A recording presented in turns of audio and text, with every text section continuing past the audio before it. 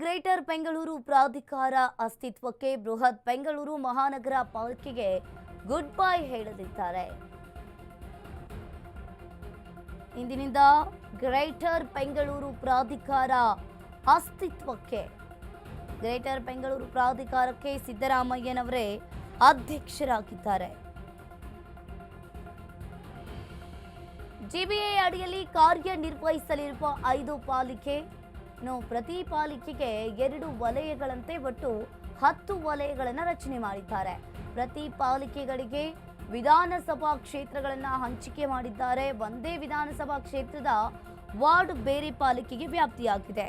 ಬೃಹತ್ ಬೆಂಗಳೂರು ಮಹಾನಗರ ಪಾಲಿಕೆಗೆ ಈಗ ಗುಡ್ ಬೈ ಹೇಳಲಿದ್ದಾರೆ. ಇಂದಿನಿಂದ ಗ್ರೇಟರ್ ಬೆಂಗಳೂರು ಪ್ರಾಧಿಕಾರ ಅಸ್ತಿತ್ವಕ್ಕೆ ಬರಲಿದೆ. ಗ್ರೇಟರ್ ಬೆಂಗಳೂರು ಪ್ರಾಧಿಕಾರಕ್ಕೆ ಸಿದ್ದರಾಮಯ್ಯನವರೇ ಅಧ್ಯಕ್ಷರಾಗ್ತಾರೆ. ಜಿಬಿಎ ಉಪಾಧ್ಯಕ್ಷರಾಗಿ ಡಿಸಿಎಂ ಡಿಕೆ ಶಿವಕುಮಾರ್. ಜಿಬಿಎ ಅಡಿಯಲ್ಲಿ 5 ಪಾಲಿಕೆಗಳು ಕಾರ್ಯವನ್ನು ನಿರ್ವಹಿಸುತ್ತೇವೆ. ಇನ್ನು ಪ್ರತಿ ಪಾಲಿಕೆಗೆ 2 ವಲಯಗಳಂತೆ ಒಟ್ಟು 10 ವಲಯಗಳನ್ನು ರಚನೆ ಮಾಡಿದ್ದಾರೆ. ಪ್ರತಿ ಪಾಲಿಕೆಗಳಿಗೂ ಕೂಡ ವಿಧಾನಸಭೆ ಕ್ಷೇತ್ರಗಳನ್ನು ಹಂಚಿಕೆ ಮಾಡ್ತಾ ಇರುವಂಥದ್ದು.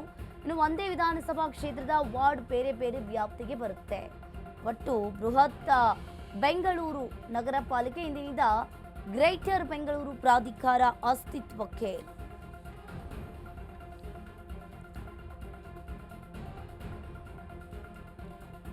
ಇನ್ನು ಈ ಬೃಹತ್ ಬೆಂಗಳೂರು ಮಹಾನಗರ ಪಾಲಿಕೆಗೆ ಗುಡ್ ಬೈ ಹೇಳಿ ಇಂದಿನಿಂದ ಗ್ರೇಟರ್ ಬೆಂಗಳೂರು ಪ್ರಾಧಿಕಾರ ಅಸ್ತಿತ್ವಕ್ಕೆ ಬರಲಿದೆ. ಬಿಬಿಎಂಪಿಯ 5 ಪಾಲಿಕೆಗಳು ಯಾವ್ದು?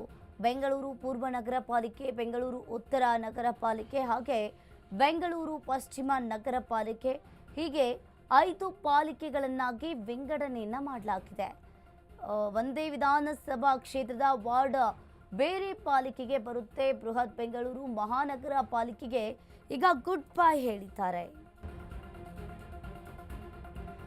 ಬಿಬಿಎಂಪಿ ಕಚೇರಿ ಈಗ ಬೆಂಗಳೂರು ಕೇಂದ್ರ, ಬೆಂಗಳೂರು ಉತ್ತರ, ಬೆಂಗಳೂರು ದಕ್ಷಿಣ, ಬೆಂಗಳೂರು ಪೂರ್ವ ಮತ್ತು ಬೆಂಗಳೂರು ಪಶ್ಚಿಮ ನಗರ ಪಾಲಿಕೆಗಳಾಗಿ ಮಾರ್ಪಾಡಾಗುತ್ತೆ. ಇನ್ನು ಬೆಂಗಳೂರು ವ್ಯಾಪ್ತಿಯ ಶಾಸಕರಿಗೂ ಕೂಡ ಜಿಬಿಎ ಸದಸ್ಯತ್ವ ಪಟ್ಟವನ್ನು ಕೊಡಲಾಗುತ್ತೆ. ಬೆಂಗಳೂರಿನ 3 ಸಂಸದರು ಸದಸ್ಯರಾಗಿ ನಿಯೋಜನೆಗೊಳ್ತಾರೆ. ಸದ್ಯ ಇರುವ 198 ವಾರ್ಡ್ಗಳೇ ಜಿಬಿಎನಲ್ಲೂ ಇರುತ್ತೆ. ಬಿಬಿಎಂಪಿ ಕಚೇರಿ ಈಗ ಜಿಬಿಎ ಕಚೇರಿಯಾಗಿ ಬದಲಾಗುತ್ತೆ.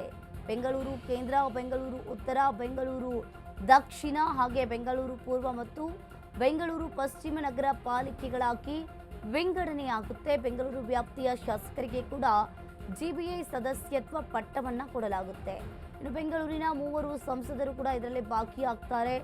ಸದ್ಯ ಇರುವ 198 ವಾರ್ಡ್ಗಳು ಬಿಬಿಎಂಪಿ ಕಚೇರಿ ಈಗ ಜಿಬಿಎ ಕೇಂದ್ರ ಕಚೇರಿಯಾಗಿ ಬದಲಾವಣೆಗೊಳ್ಳುತ್ತೆ.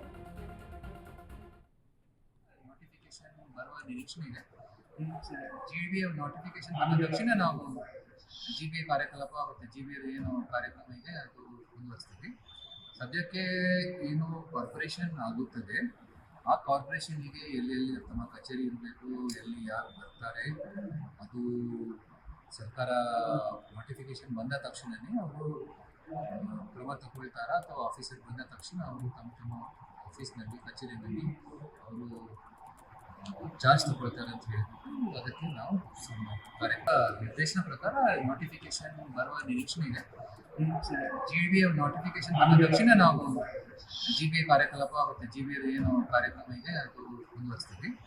ಸದ್ಯಕ್ಕೆ ಏನು ಕಾರ್ಪೊರೇಷನ್ ಆಗುತ್ತದೆ ಆ ಕಾರ್ಪೊರೇಷನ್ಗೆ ಎಲ್ಲೆಲ್ಲಿ ತಮ್ಮ ಕಚೇರಿ ಇರಬೇಕು, ಎಲ್ಲಿ ಯಾರು ಬರ್ತಾರೆ, ಅದು ಸರ್ಕಾರ ನೋಟಿಫಿಕೇಶನ್ ಬಂದ ತಕ್ಷಣವೇ ಅವರು ಕ್ರಮ ತಗೊಳ್ತಾರ ಅಥವಾ ಆಫೀಸರ್ ಬಂದ ತಕ್ಷಣ ಅವರು ತಮ್ಮ ಆಫೀಸ್ನಲ್ಲಿ ಕಚೇರಿನಲ್ಲಿ ಅವರು ಚಾರ್ಜ್ ತಗೊಳ್ತಾರೆ ಅಂತ ಹೇಳ್ಬಿಟ್ಟು ಅದಕ್ಕೆ ನಾವು ನಿರ್ದೇಶನ ಪ್ರಕಾರ ನೋಟಿಫಿಕೇಶನ್ ಬರುವ ನಿರೀಕ್ಷೆ ಇದೆ.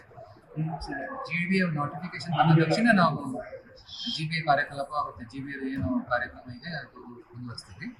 ಸದ್ಯಕ್ಕೆ ಏನು ಕಾರ್ಪೊರೇಷನ್ ಆಗುತ್ತದೆ ಆ ಕಾರ್ಪೊರೇಷನ್ಗೆ ಎಲ್ಲೆಲ್ಲಿ ತಮ್ಮ ಕಚೇರಿ ಇರಬೇಕು, ಎಲ್ಲಿ ಯಾರು ಬರ್ತಾರೆ,